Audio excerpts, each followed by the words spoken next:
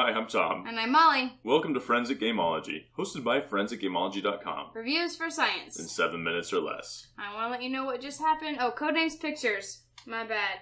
I want to let you know what just happened. I said, ooh, darts. And then I said, it's actually archery. And Tom goes, haha, it's got a toilet plunger on there. Haha.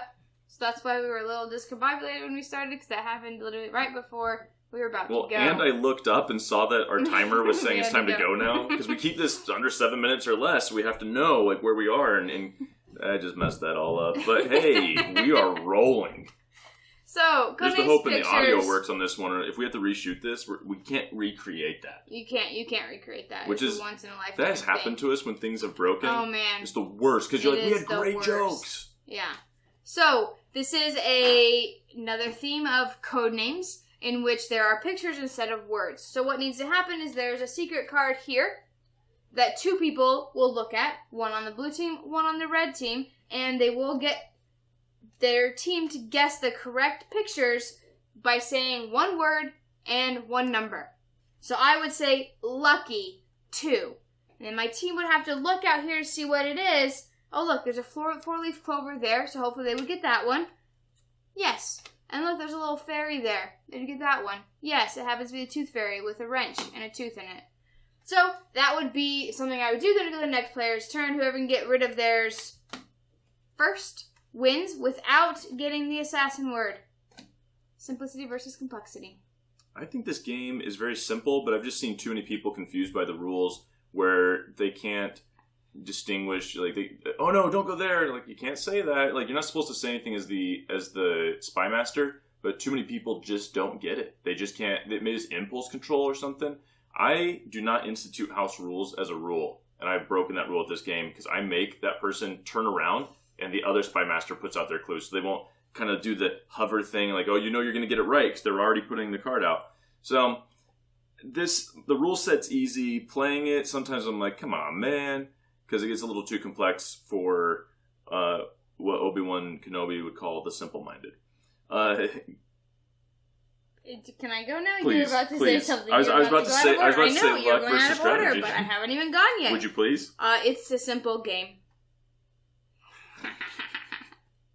I agree. For all the reasons Tom said, it is simple, but people seem to not understand how you're not supposed to give away any emotions. Like, if they guess the right card, maybe that's not the one you were going for, but they still got your card, you can't give that away at all. They have to still think that that's the card they got. Whatever it is, you can't give it away. Luck versus strategy.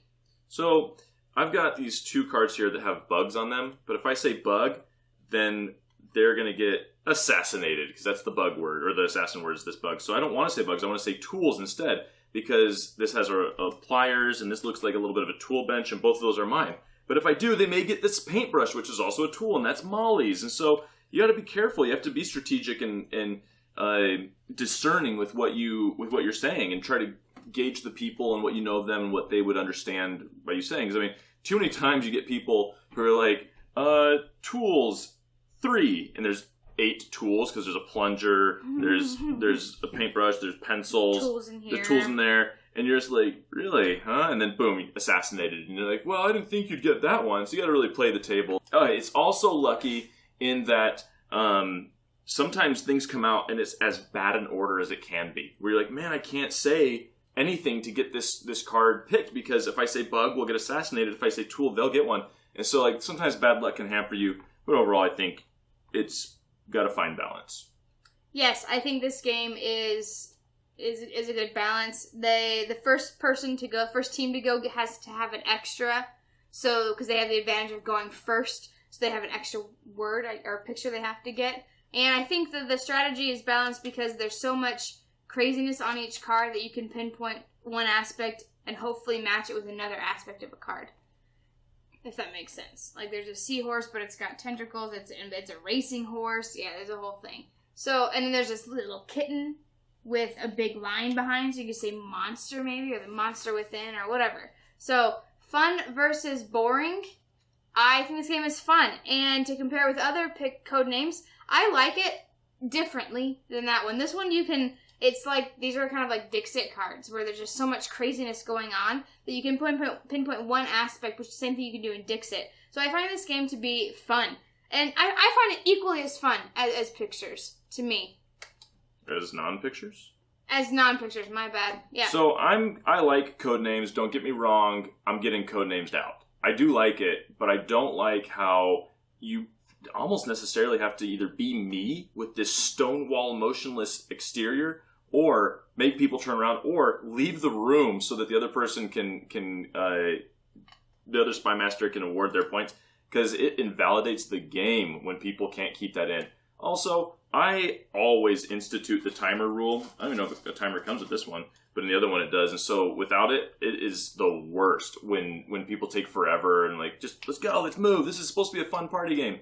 I'm going to go ahead on the Board Game Geek rating and say that I would give this a 5. I like the Codenames words more than this. Not sure exactly why, but I do enjoy it more. Maybe because there's less to interpret, because there are a bunch of different things on each of these pictures. This because I feel like it maybe is suited for a younger crowd too. Maybe. I don't know. But what would you give it? 7. You'd give it a 7? Because I mean, my other one I think I gave it 10. I really liked it, and I still do, but I'm getting Codenames out for the problems that both of them have, but this one in particular I think I'd go with a 5. Codenames Pictures. We've presented the evidence. You be the judge.